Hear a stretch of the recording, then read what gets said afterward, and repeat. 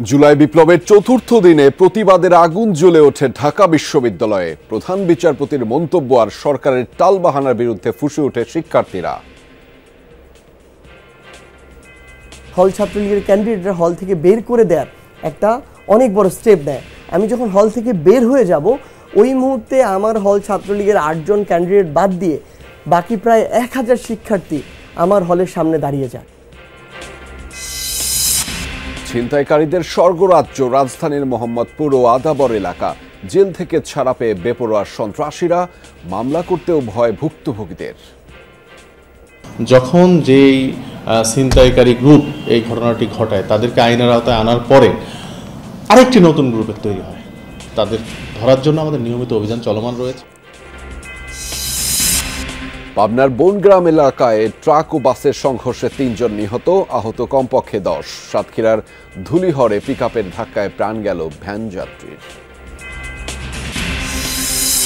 গাজায় ইসরায়েলি বাহিনীর বর্বরতা অব্যাহত। ত্রাণকেন্দ্র সহ একাধিক স্থানে হামলা, ফুটবলার সহ আরও 101 ফিলিস্তিনি নিহত।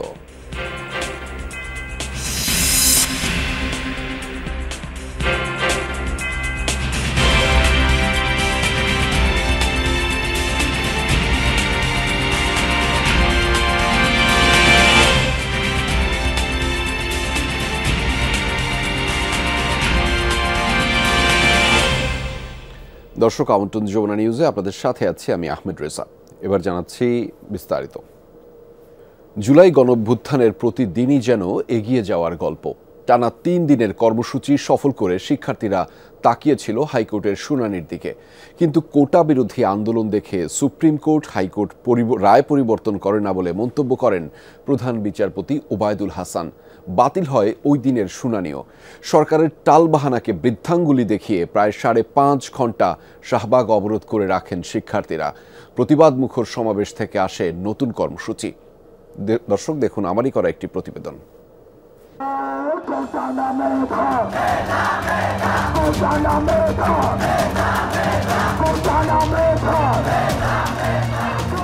4 জুলাই 2024 দিনটি ছিল বৃহস্পতিবার।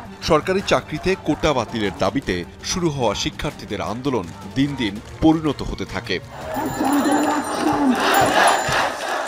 এদিন সকালে ঢাকা বিশ্ববিদ্যালয়ে শুরু হয় শিক্ষার্থীদের বিক্ষোভ। পরে মিছিল নিয়ে শাহবাগে অবস্থান নেয় তারা। প্রতিবাদী স্লোগানের প্রতিধ্বনির সাথে সরব হয় ঝুম বৃষ্টিও। প্রকৃতির বাধা উপেক্ষা করেই চলে আন্দোলন। বৈষম্যের বিরুদ্ধে রয়েছে, এই রায়কে আমরা স্টুডেন্টরা ঘৃণা ভরে প্রত্যাখ্যান করি। প্রায় 5.5 ঘন্টা শাহবাগে অবস্থান করে শিক্ষার্থীরা। বৈষম্যমূলক কোটা পদ্ধতি নিরসনে আদালতের অবস্থানে হতাশাও প্রকাশ করে আন্দোলনকারীরা। মহামান্য আদালত যাতে আমাদের কথাগুলো বিবেচনা করে।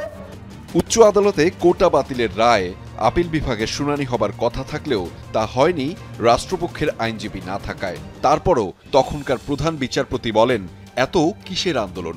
কোটা বিরোধী আন্দোলন দেখে সুপ্রিম কোর্ট হাইকোর্ট রায় পরিবর্তন করে না। 4 জুলাই সে আপিলের শুনানিতে আমরা ভাবছিলাম যে সরকারের শুভবুদ্ধির উদয় হবে।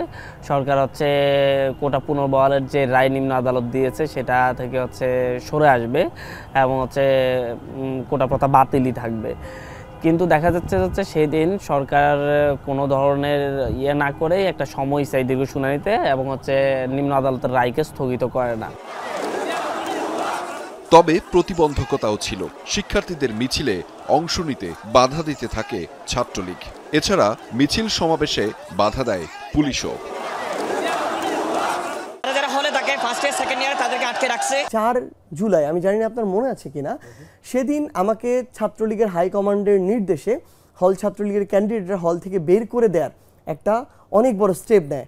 আমি যখন হল থেকে বের হয়ে যাব ওই মুহূর্তে আমার হল ছাত্রলীগের 8 জন ক্যান্ডিডেট বাদ দিয়ে বাকি প্রায় 1000 শিক্ষার্থী আমার হলের সামনে দাঁড়িয়ে যায়। ছাত্রলীগের সেন্ট্রাল কমান্ড বাধ্য হয় তাদের দলের যারা নেতাকর্মী আছে বা ক্যান্ডিডেট আছে তাদেরকে বলতে যে এই ইস্যুটার মোড় যেন অন্যদিকে ঘুরিয়ে দেয়, তারা যেন আমার কাছে ক্ষমা চায় আমাকে যেন হলে ফিরিয়ে নেয়। সন্ধ্যায় 4 দফা নতুন কর্মসূচি ঘোষণা করে আন্দোলনকারীরা, যার মধ্যে রয়েছে অনলাইন অফলাইন মিটিং, দেশের সকল বিশ্ববিদ্যালয়ে বিক্ষোভ মিছিল এবং ক্লাস পরীক্ষা বর্জন। হলের গেট বন্ধ করে দেওয়া হচ্ছে যাতে শিক্ষার্থীরা আমাদের সঙ্গে যুক্ত হতে না পারে। কিন্তু প্রায় দিনই আমরা খেয়াল করতাম যে শিক্ষার্থীদের একটা অংশ তারা সাহস দেখিয়ে তারা এই বন্ধ গেট অতিক্রম করে তারা কিন্তু মিছিলে যোগদান করতেন। হাজার হাজার শিক্ষার্থী। আন্দোলনকে চাঙ্গা রাখতে ও শিক্ষার্থীদের সম্পৃক্ত রাখতে নতুন নতুন কর্মসূচি দেওয়ার ভিন্ন কৌশল ছিল সমন্বয়কদের মাথায়। আহমেদ রেজা, যমুনা নিউজ, ঢাকা। দেশ গড়তে জুলাই পদযাত্রার চতুর্থ দিনে ঠাকুরগাঁয়ে পথসভা করবে জাতীয় নাগরিক পার্টি বা এনসিপি। এ বিষয়ে আরও বিস্তারিত জানাতে আমাদের সাথে যুক্ত রয়েছেন সহকর্মী পার্থ সারথী দাস। তার মাধ্যমে জানাবো সেখানকার সবশেষ তথ্যগুলো। দর্শক, পার্থ সারথী দাস আমাদের সাথে যুক্ত রয়েছে। পার্থ, এনসিপির গাড়িবহর কি পৌঁছেছে কিনা সেটি একটু জানতে চাই। আরও জানাবেন আজকের দিনের কর্মসূচি কি কি রয়েছে সেই তালিকায়।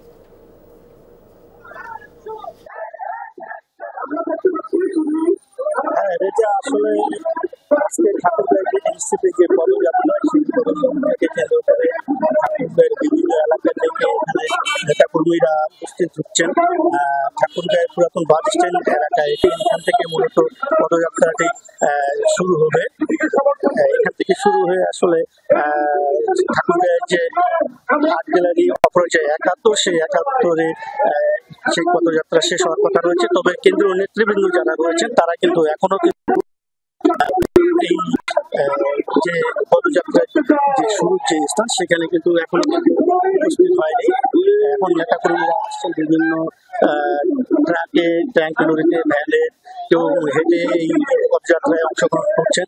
তো এখানে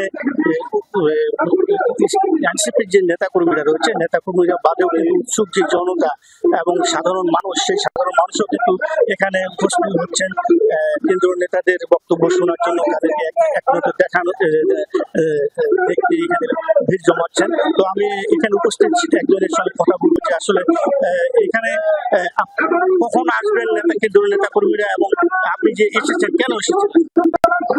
আসলে জুলাই গণ আন্দোলনের নেতৃত্ব প্রদানকারী নাহিদ সাজিদের আজকে ১১টা সাড়ে ১১টার সময় ঠাকুরগাঁয়ে পদযাত্রায় যাওয়ার যে কর্মসূচি দিয়েছে, এইটা শোনার পরে আমরা আসলাম এই কারণে যে জুলাই গণ অভ্যুত্থানের যে আকাঙ্ক্ষা মানুষ বুকে ধারণ করছে, এর প্রেক্ষিতে নতুন রাজনৈতিক দল হিসেবে তারা কতটুকু তাদের দায়িত্ব এবং তাদের যে দিক নির্দেশনামূলক কাজগুলো কতটুকু করতে পারে। হ্যাঁ, এই যে আপনি শুনলেন যে জুলাইয়ের যে আকাঙ্ক্ষা সেগুলো আসলে কতটুকু হবে এবং কি মোতাবেক এই কেন্দ্রীয় নেতারা যে বক্তব্য দেবেন, সেই নির্দেশনা আছে সেই নির্দেশনার অপেক্ষায় রয়েছেন এখানকার কয়েক শত নেতাকর্মী, হাজার হাজার। খবরের বিস্তারিত আপনার মাধ্যমে জানছিলাম। ধন্যবাদ পার্থ সারথী দাস আমাদের সাথে যুক্ত হওয়ার জন্য। রাজধানীর মোহাম্মদপুর ও আদাবরে চলছে ছিনতাইয়ের মহোৎসব। ৩-৪ জন গ্রুপ ধরে চাপাতি হাতে ছিনতাই এসব এলাকার নিত্যদিনের ঘটনা। রাতে তো বটেই, দিনে দুপুরেও রেহাই মিলছে না। এমন কিছু ঘটনার সিসি ক্যামেরার ফুটেজ এসেছে যমুনা টেলিভিশনের হাতে। তবে ছিনতাই চক্রের ভয়ে মামলা করতেও ভয় পাচ্ছে ভুক্তভোগীরা। সহকর্মী আশিক মাহমুদের প্রতিবেদনে থাকছে বিস্তারিত। ছবি তুলেছেন নির্মল চন্দ্র। ভিডিওটি রাজধানীর আদাবর এলাকার। প্রথম দেখায় মনে হবে পড়ন্ত বিকেলে খেলনা হাতে দুই কিশোর হেলে দুলে হাঁটছেন, কিন্তু প্রকৃতপক্ষে চকচকে চাপাতি হাতে এই দুই কিশোর পেশাদার ছিনতাইকারী। দিনে দুপুরে চাপাতি থেকে মানুষের মূল্যবান জিনিসপত্র লুটে নেয়া তাদের নিত্যদিনের কাজ, যা দেখার বা প্রতিবাদ করার যেন কেউ নেই। সিসি ক্যামেরার এই ফুটেজটি নবোদয় হাউজিং খালপাড়ের। গত ২৫ জুন রাতে চাপাতি হাতে আসে ৩ কিশোর। রিকশা থামিয়ে কয়েকটি মোবাইল, মানিব্যাগ সহ মূল্যবান জিনিসপত্র লুটে নিয়ে পালিয়ে যায় তারা। তবে ছিনতাই চক্রের হামলার ভয়ে ক্যামেরার সামনে কথা বলতে চায় না ভুক্তভোগী, এমনকি মামলাও করেননি থানায়। এলাকাবাসী জানায়, এক পাশে নবোদয় হাউজিং, অন্য পাশে শেখের টেক বস্তি। মাঝখানের সড়কটি ছিনতাইয়ের হটস্পট। রাতে তো বটেই। এলাকাবাসী জানায়, এক পাশে নবোদয় হাউজিং, অন্য পাশে শেখের টেক বস্তি। মাঝখানের সড়কটি ছিনতাইয়ের হটস্পট। রাতে তো বটেই, দিনে দুপুরেও এখানে ছিনতাই হয় নিয়মিত। মানে মানুষ যে যাইবে এমন কোনো পরিবেশ নাই। আপনি একটা দামি একটা ফোন নিয়ে যাইতে পারবেন না, আপনি লগে কয়টা টাকা নিতে পারবেন না। এই ব্রিজটা পারাবে, আর নাইলে এই গল্লির দেহারা বাইরে যাবে, বাইরে এরা অ্যাটাক করে। লগে থাকে ৪ জন ৫ জন, হাতে সামুরাই থাকে, চাপারি থাকে, তাহলে ওটাকে যারা দিতে চায় না তাকে কোপাই দেয়। টাকা পয়সা হ্যাঁ না দিলে কূপ মারে, মনে করেন বাড়ি মারে, এরা কত টাকা আর মোবাইল এরা নিবই, দরকার মাইরিল নিব। অটো ওই দিক থেকে নিয়ে আসে সিপাগুলি ঢুকাইছে, ঢুকে 3 জন আসলো, চাপাটি ধরে ওই মারে অটোটা কারে নিয়ে গেছে। মানুষ তো জীবনের নিরাপত্তাই নাই। সন্ধ্যা নামলেই এই সেক্রেটারি বস্তির কোথাও লোদ পেতে থাকা ছিনতাইকারীরা এই ব্রিজ ধরে প্রধান সড়কে আসে এবং এখানে দাঁড়িয়ে থাকা মানুষ, এমনকি চলন্ত গাড়ি থামিয়েও তারা ছিনতাই করে, লুটে নেয় মোবাইল, মানিব্যাগ, মূল্যবান জিনিসপত্র সহ সব কিছু। আর সেগুলো দিতে না চাইলে চাপাতির কোপে গুরুতর আহত, এমনকি মৃত্যু হচ্ছে মানুষের। স্থানীয়রা বলছেন এসব ছিনতাইকারীরা সবাই মাদকাসক্ত, উঠতি বয়সী কিশোর। মাদকের টাকা জোগাড় করতেই এত বেপরোয়া, তুচ্ছ কারণে মানুষ খুন করতেও দ্বিধা করে না। একটা বাবার দাম 300 টাকা, তার তো আর 300 টাকা তো 10 মিনিটের কামাই করা সম্ভব না। তার নেশা উঠে গেছে, তারা খাইতেই হবে ওটা। পরে কি করে রাস্তায় নেমে পড়ে, চাকু টাকু নিয়ে সব নেমে পড়ে রাস্তায়, যার কাছে যা পায়। মনে করে যে মাদক খাচ্ছে, সুযোগ পাইলো একটা লোক ধরে টাকা পয়সা সব কায়রা নিল, আবার নিয়ে চলে গেলাম মাদকের কাছে।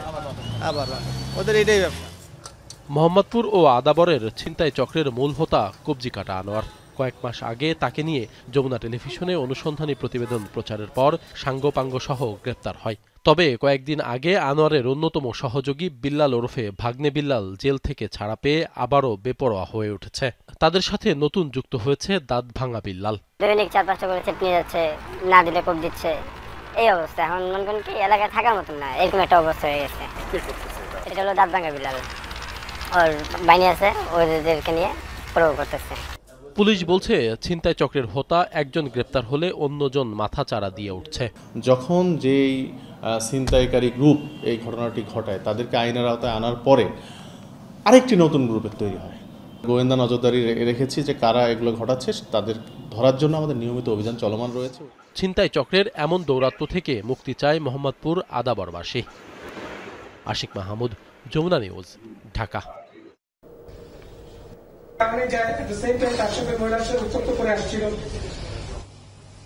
সেইভাবেই শাহপরান ফজর আলীকে এই হেনস্থা করানোর জন্য এই পরিকল্পনা 26শে জুন করে।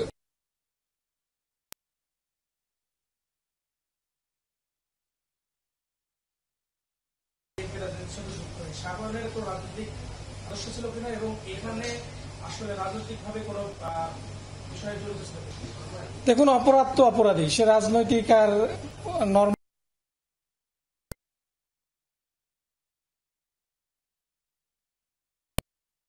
শাহপরানের বিষয়টা এখন পর্যন্ত এরকমই হয় নাই। সে একজন নর্মাল সিএনজি চালক ছিল, অটোরিকশা চালক ছিল, এরকম আমাদের কাছে তথ্য রয়েছে। বাট তার সাথে রাজনৈতিক সংশ্লিষ্টতার কোনো বিষয় আমরা পাইনি। তারপর আমি বলবো যে এটা অপরাধ, অপরাধের সাথে যে কোনো রাজনীতি কোনো এখানে প্রাধান্য পেতে পারে না। সেটা কারা করেছে সেটা আমাদের দেখার বিষয় না। আমাদের দেখার বিষয়টা হচ্ছে অপরাধ এবং অপরাধী।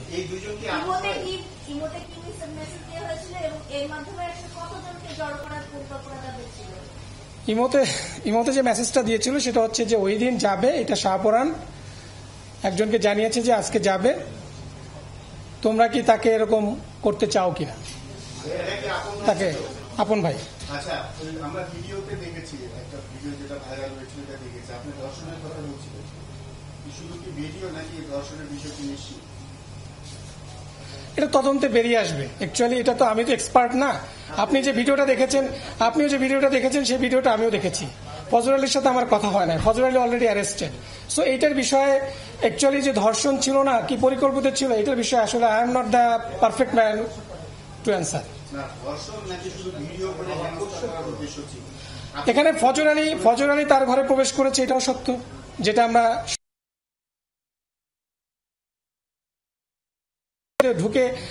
ঢুকতে পেরেছে। ফজর আলী আগে গিয়েছে, এখন তার উদ্দেশ্য কি ছিল সেটা ফজর আলী এবং এই ভিকটিমই জানে। এবং মব গিয়েছে, পরবর্তীতে মব ধরেছে।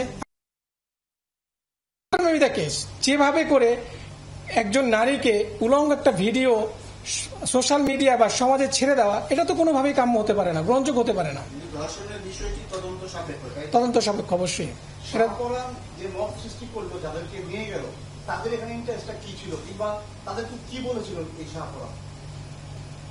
ইয়াং জেনারেশনকে তো আপনার করতে শাহপরানের একটা উদ্দেশ্য ছিল, এটা শাহপরানের কিছু লোকজন ছিল এবং দীর্ঘদিন যাবত উত্তপ্ত করছিল। শাহপরান পারিবারিকভাবেও তার ভাই বোনদের সাথে তার সম্পর্ক ভালো ছিল না, তার বাবা মার সাথে তার সম্পর্ক ভালো না। শাহপরানের অর্থনৈতিক অবস্থা একটু দুর্বল, এটা সে নিজেই বলেছে প্রাথমিক জিজ্ঞাসাবাদে। সেই হিসেবে তার পরিবার থেকেও শাহপরান ফজর আলী থেকে একটু ডিস্টেন্স হয়ে গিয়েছিল।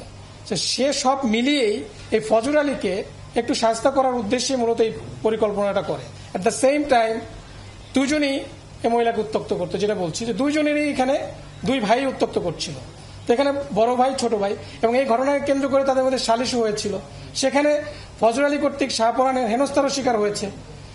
সেটা থেকেই এই প্রতিশোধটা নেওয়ার জন্যই, ফজর আলীকে শাস্তি করার জন্যই মূলত এই ঘটনাটা সে সাজিয়েছিল। অন্যরা কেন গেল? এর সাথে ফজর আলী ঝামেলা ছিল, অন্য যাদেরকে নিয়ে গেল এর কোনো টাকা পয়সা দিচ্ছে নাকি? 4 জন অ্যারেস্টেড নিয়ে এটা নিয়ে অলরেডি আপনারা জানেন যে গতকাল আদালত উঠানো হয়েছিল। তানদিনের এটা তো আমরা তদন্ত করছি না, আমরা আসামি যেটা আমরা শাহপরানকে পেয়েছি, শাহপরানের কাছ থেকে যে তথ্যগুলো পেয়েছি সেটাই আমরা বলছি। সাত সকালেই সড়কে ঝরল 4 জনের প্রাণ। পাবনার সাথিয়াতেই বাস ট্রাকের সংঘর্ষে মারা গেছে 3 জন, আহত 10 জন। ভোরে ঢাকা পাবনা মহাসড়কের পূর্ব বনগ্রাম এলাকায় এই দুর্ঘটনা হয়। পুলিশ জানায় নারায়ণগঞ্জ থেকে পাবনাগামী পাবনা এক্সপ্রেসের একটি বাস মহাসড়কের পূর্ব বনগ্রামে পৌঁছালে বিপরীত দিক থেকে আসা পাথর বোঝাই ট্রাকের সাথে সংঘর্ষ হয়। এতে ঘটনাস্থলেই প্রাণ হারান 3 জন। নিহতদের মধ্যে 2 জন হলেন সুজানগর উপজেলার আবেদ আলী ও আতাইকুলা কারিগর পাড়ার মনসুর আলী। অপরজনের পরিচয় শনাক্ত করা যায়নি। এদিকে সাতক্ষীরার ধুলিহরে পিকআপের ধাক্কায় ইঞ্জিন চালিত ভ্যানের এক যাত্রী নিহত হয়েছে। প্রথমবারের মতো 35টি ভাষায় অনুদিত হয়ে প্রচার করা হবে মক্কার গ্র্যান্ড মসজিদের জুম্মার খুতবা। বৃহস্পতিবার গ্র্যান্ড মসজিদ ও মসজিদের নববীর ধর্ম বিষয়ক প্রেসিডেন্সির প্রধান এই ঘোষণা দিয়েছেন। আজ শুক্রবার গ্র্যান্ড মসজিদে খুতবা প্রদান ও জুম্মার নামাজের ইমামতি করবেন শেখ আব্দুল রহমান আল সুদাইস, যা ভাষান্তর হবে বিশ্বের 35টি ভাষায়। বিভিন্ন দেশের জাতির মাঝে যোগাযোগ ও সাংস্কৃতিক আদান প্রদানের জন্য নেওয়া হয় এই সিদ্ধান্ত, জানিয়েছেন ধর্ম বিষয়ক প্রেসিডেন্সির যোগাযোগ বিভাগের মহাপরিচালক ফাহিম আল হামিদ। বিশ্বের যে কোনো প্রান্ত থেকে 35টি ভাষার খুতবা শোনা যাবে, তবে কোন কোন ভাষায় এই খুতবা শোনা যাবে তা এখনও জানানো হয়নি। ইরানের সাথে সংঘাতে ইসরায়েলকে সহযোগিতা করেছিল সৌদি আরব। তেল আবিব ভিত্তিক সংবাদ মাধ্যম ইসরায়েল হাইওয়েমের এক অনুসন্ধানী প্রতিবেদনে উঠে এসেছে বিস্ফোরক এই তথ্য। বলা হচ্ছে, প্রকাশ্যে ইসরায়েলি হামলার নিন্দা জানালেও গোপনে প্রতিবেশী জর্ডান ও ইরাকে হেলিকপ্টার পাঠিয়ে তেহরানের ড্রোন ঠেকিয়েছে রিয়াদ। তবে আনুষ্ঠানিকভাবে ইসরায়েলকে সহযোগিতার কথা এখনও স্বীকার করেনি দেশটি। 12 দিনের সংঘাতে ইরান একা লড়াই করলেও অনেকেরই সহযোগিতা পেয়েছে ইসরায়েল। ইরানের ছোড়া মিসাইল ড্রোন ভূপাতিত করে ঘনিষ্ঠ মিত্র হিসেবে পরিচিত যুক্তরাষ্ট্র, যুক্তরাজ্য ও ফ্রান্সের মতো পশ্চিমা দেশগুলো বন্ধুর মতোই খোলাখুলি পাশে দাঁড়িয়েছিল তেল আবিবের। মুসলিম দেশ জর্ডানের বিরুদ্ধেও রয়েছে ইরানের হামলা মাঝপথে ঠেকানোর অভিযোগ। তেহরানকে সরাসরি সহযোগিতা না করলেও সৌদি আরবকে অবশ্য শুরু থেকেই ইসরায়েলের বিরুদ্ধে কথা বলতে দেখা গেছে। কোনো উস্কানি ছাড়াই ইরানের ভূখণ্ডে ইসরায়েলি হামলার নিন্দা জানিয়েছিল রিয়াদ। সৌদি আরবের আকাশসীমা ব্যবহার করে ইরানে হামলা চালাতে দেয়া হবে না দিয়েছিল এমন বক্তব্য। প্রকাশ্যে ইসরায়েলের নিন্দা জানানো সৌদি আরবের বিরুদ্ধে এবার উঠেছে গোপনে নেতানিয়াহু বাহিনীকে সহযোগিতার অভিযোগ। বিভিন্ন সূত্রের বরাতে এই চাঞ্চল্যকর তথ্য প্রকাশ করেছে তেল আবিব ভিত্তিক গণমাধ্যম ইসরায়েল হাইওম। তাদের এক অনুসন্ধানী প্রতিবেদনে দাবি করা হয়েছে, ইসরায়েলকে লক্ষ্য করে ইরানের ছোড়া ড্রোন ঠেকিয়েছে সৌদি আরবের বিমান বাহিনী। প্রতিবেশী জর্ডান, ইরাক ও নিজ দেশের আকাশসীমায় হেলিকপ্টার মোতায়েন করে এসব বিস্ফোরক বোঝাই চালকবিহীন আকাশযান ধ্বংস করেছে তারা। প্রতিবেদনে বলা হয়েছে, আঞ্চলিক আকাশসীমার নিরাপত্তা নিশ্চিতে ইসরায়েলকে সহযোগিতা করেছে সৌদি আরব। যদিও আনুষ্ঠানিকভাবে এখন পর্যন্ত ইরানের ড্রোন প্রতিহতের কথা স্বীকার করেনি দেশটির সরকার। মধ্যপ্রাচ্যের অন্যতম শক্তিশালী বিমান বাহিনী সৌদি আরবের। অবশ্য দেশটির কাছে থাকা fighter jet, air defence system সহ বেশিরভাগ সমরাস্ত্রই ইসরায়েলের সবচেয়ে কাছের বন্ধু যুক্তরাষ্ট্রের দেয়া। গাজায় 21 মাস ধরে বর্বরতা চললেও ইসরায়েল বিরোধী জোরালো অবস্থান নিতে ব্যর্থ হওয়ায় সমালোচনার মুখে পড়তে হচ্ছে সৌদিকে। মোস্তফা মাহমুদ, যমুনা নিউজ। এখনও ভয়াবহ দাবানলের আগুনে পুড়ছে গ্রিসের জনপ্রিয় পর্যটন কেন্দ্র ক্রিট দ্বীপ। আগুন ছড়িয়ে পড়ায় নিরাপদ আশ্রয়ে সরিয়ে নেওয়া হয়েছে 5,000-এর বেশি পর্যটক ও বাসিন্দাকে। নিয়ন্ত্রণে কাজ করছে শতাধিক দমকল কর্মী, হেলিকপ্টার, গাড়ি ও ড্রোন। প্রবল বাতাস, তীব্র গরম ও শুকনো আবহাওয়ার কারণে অবনতি হচ্ছে পরিস্থিতির। এদিকে বৃহস্পতিবার রাজধানী এথেন্সের কাছেই রাফিনায় শুরু হয় আরেকটি দাবানল। এতে ঘন ধোঁয়ায় বাধাগ্রস্ত হয় এথেন্স বিমানবন্দরের কার্যক্রম।